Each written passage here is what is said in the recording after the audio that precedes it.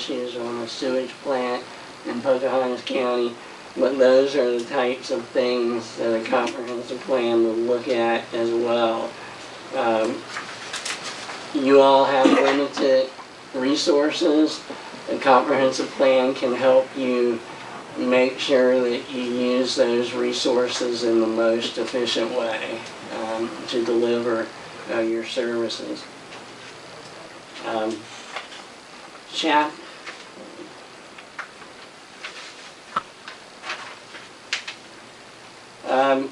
So Chapter 8A tells you what you have to do if you do a comprehensive plan. If you want to enforce land use ordinances, and I don't know if Pocahontas has any land use ordinances, but you have to adopt a comprehensive plan and it has to be updated every 10 years. If somebody would challenge one of your land use ordinances, the first thing, and I used to sue local government, so I know this. I don't anymore, I've been reformed. But if you're going to sue a local government, the first thing you're going to look at is their comprehensive plan, if you're going to sue them on a land use issue. And so consistency with the comp plan is going to be important. So in 2004, 8A was adopted, and that changed a lot of land use planning in West Virginia and brought in these requirements. I'm not going to go through the rest of this in any great detail, but you can see that you have to have goals and objectives, you have to have a timeline, you have to have an action plan, a financial program. How are you going to pay for all of this? And you have to have maps. And then I think most importantly about the comprehensive plan is public participation. You have to have a public input procedures adopted at the very beginning, and we encourage lots of public input. We do public meetings, we do open houses, we do surveys, we go to the local high schools and talk to the students. That's one way to get a lot of good information. We try to get input any way that we can. We go to churches, we go wherever the people are, because that's the most important thing with a comprehensive plan. What do the people want? And what we found is that when you get a lot of public input, you get a lot of buy-in from people because it's their plan, and then it goes forward pretty smoothly. There are mandatory elements. It covers about everything under the sun. There are optional elements. As I said, the public participation is the most important part. We always tell people the comprehensive plan is not the county commission's plan. It's not my plan. It's not any individual's plan. It is the community's plan. And so we make sure that we do that.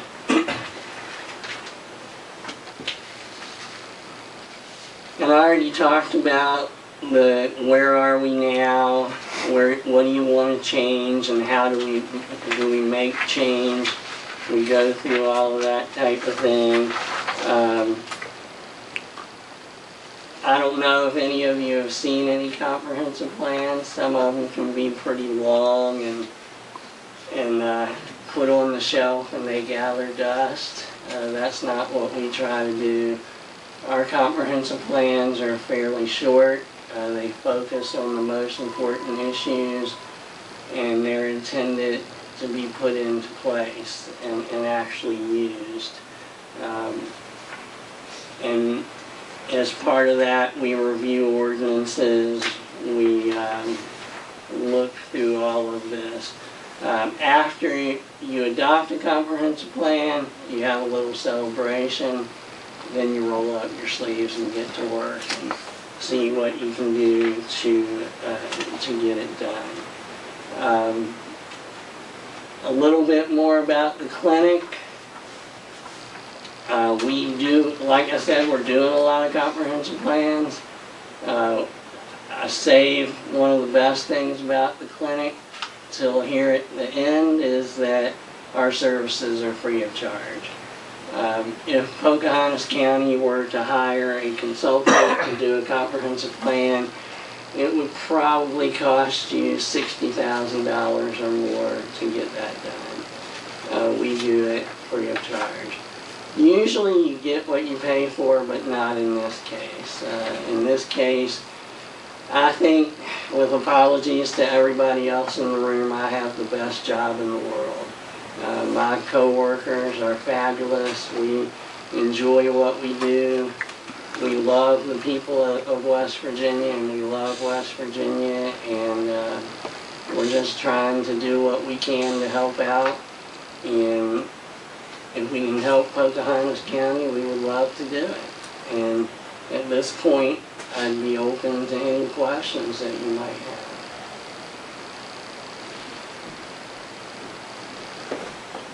Well, I'd like to say appreciate you coming, and I can see down the line that a plan like this could possibly get us grants that would do some good for the county. And without it, I think it'd be a lot tougher to get those grants. Will they? Will it be mandatory for long from the state that we have to have a comprehensive plan to receive grants? Well, it already, the Appalachian Regional Commission requires that you have, I believe they call it an economic development plan, before you can get a grant from them. And there are other organizations that require certain types of plans, and it's actually pretty confusing. So one thing that we're trying to do is make it so that the comprehensive plan qualifies for all of those. We've run into some communities that have been blueprint communities, and they've done an economic development plan, and they've done a whole bunch of different things, and by the time we get to them, they say, we don't want to have any more meetings. We're burnt out on meetings. And we understand that. So what we're trying to do is consolidate everything. And we're working in Region 1 with the RPDC, and they're really enthusiastic about this. So we're working on, in McDowell County, for example, our intent is that when we're done with the McDowell County plan, it will qualify them for any of these grants. Well, I know Region 4 is working on comprehensive plan. We're part of Region 4. And we talked to John Tuttle, and he said he'd like to, if we went down that route, would like to, interact between those plans. Oh, definitely. We work with the RP and DCs very closely, and that would be a great idea. Another thing that you could do, my understanding is that Marlinton has a comprehensive plan, but I have There's the mayor, right? It's loosely put together at this point, but yes, we actually, after the '96 flood, there was a long-reaching plan, 20-year plan at that time. But the home rule was something that I'm looking into right now, as a matter of fact.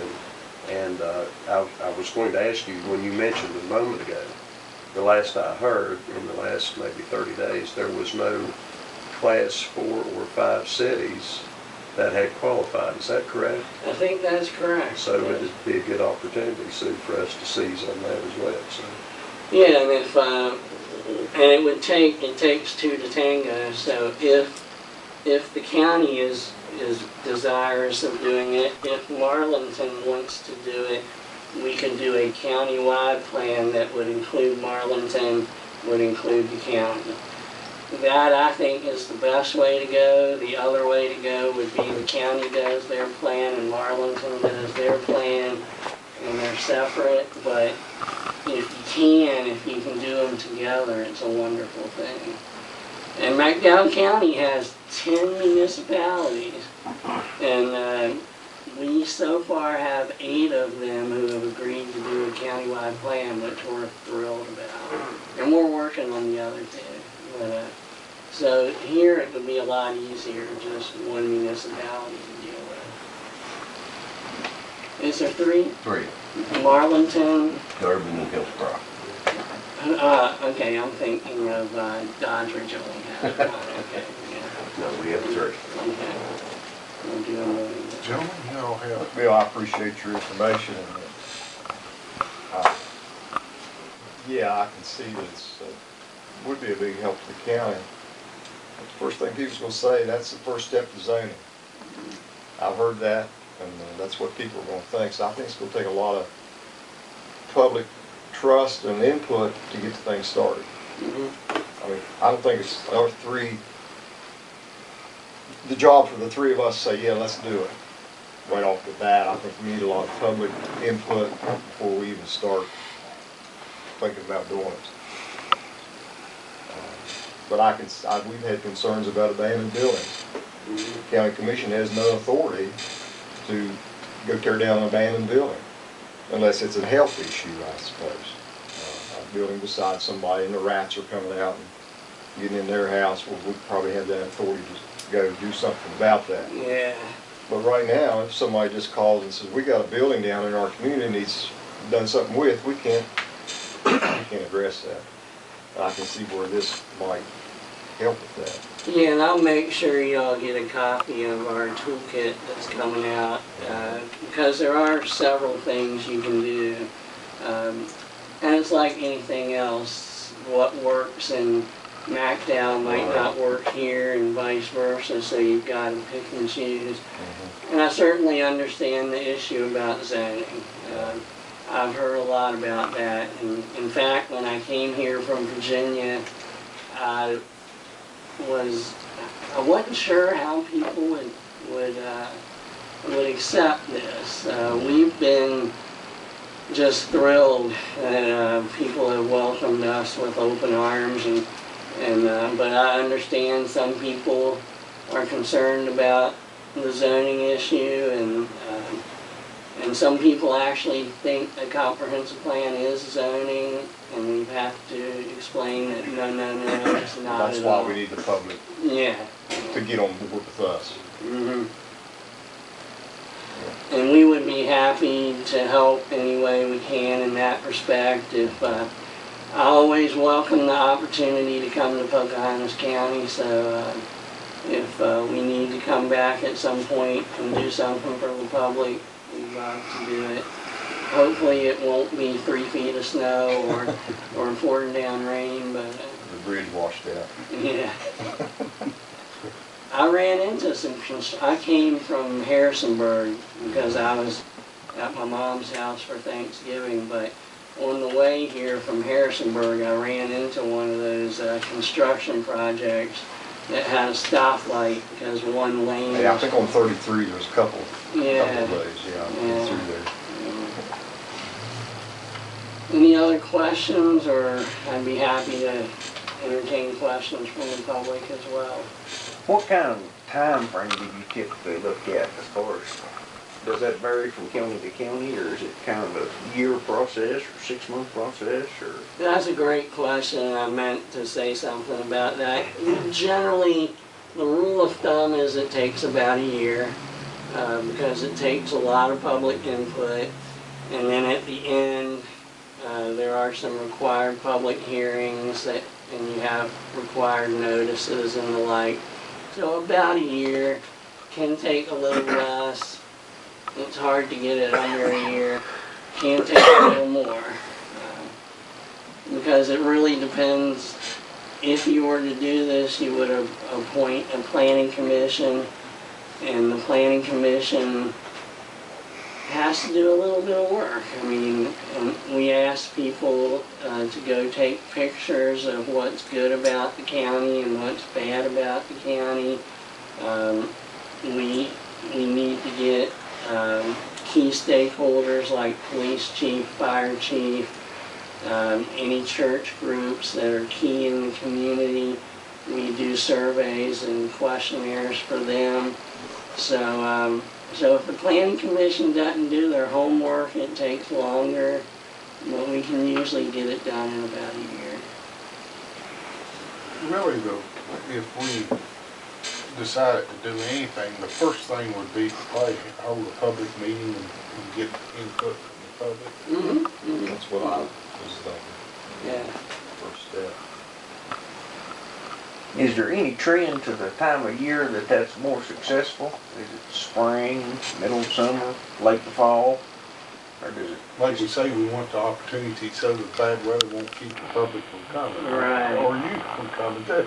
Yeah, we have a hard time getting people to come to any public meeting unless we say Walmart's coming. We or won't, something. we won't on this issue. Yeah, okay, all right, yeah. But we found that summertime's a little more difficult because people are on vacation and the like. But other than that, so you don't think you'll have any problems. Yeah. What we've done is, yeah, I know what you're saying. What we've done in the past is said, do you want to tell the city council how you want your tax dollars spent? And at first I'm like, do we really want to say that? And the municipality said, yeah, let's do that. And people actually came out. Because when you talk about tax dollars, that's kind of like talking about saying Nerve. Yeah. But I mean, I really think it's something that we need to proceed with a little bit and see what the public feels about it, because I think the county is losing out if we can't obtain grants that this would provide us help for money. And some other county that does this gets that money, and we're losing out.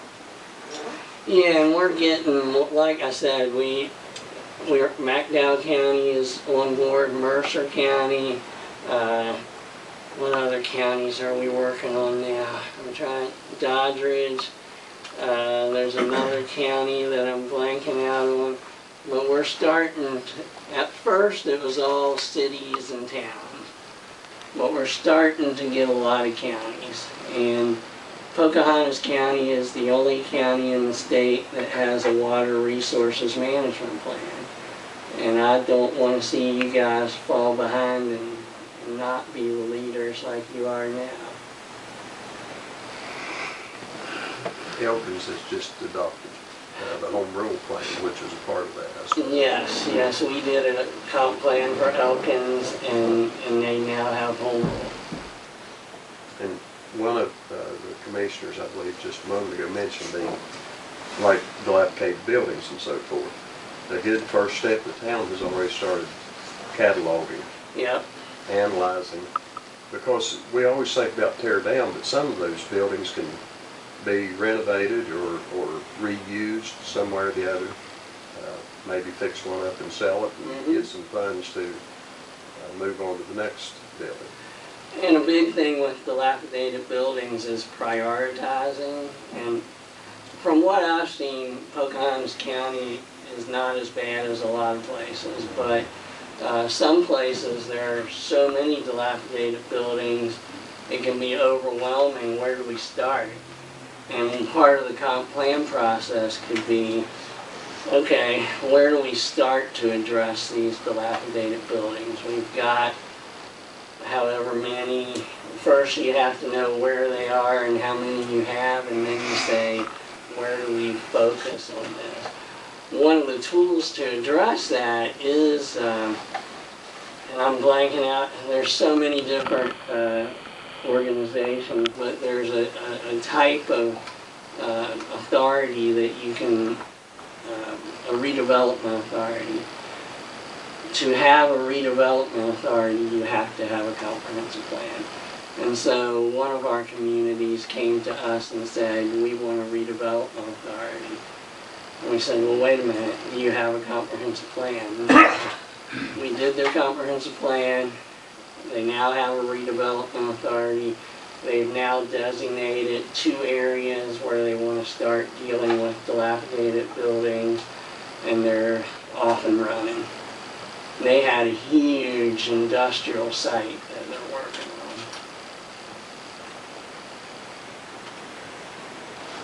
on. Other questions?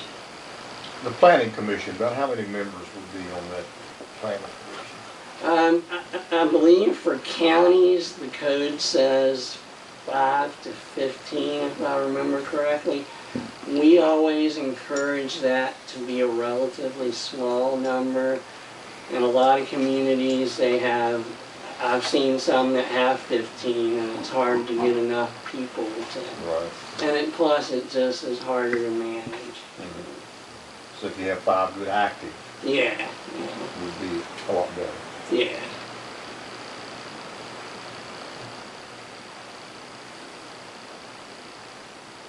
I'd like to say this has been very interesting, and I do appreciate your time.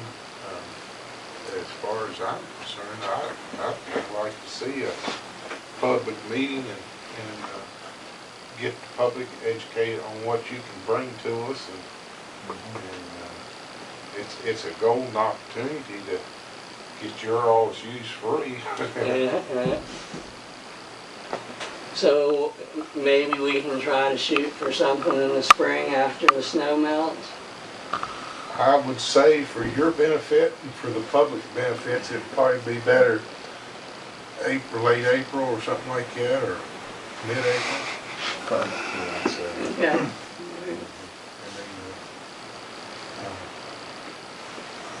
Like I say, I think it's a golden opportunity for the public to understand better what you can do and what you can bring for the county. Okay, great, sounds good. Anybody else has any questions they'd like to ask? Well, I really appreciate your hospitality and look forward to coming back when the weather's a little better. Sure.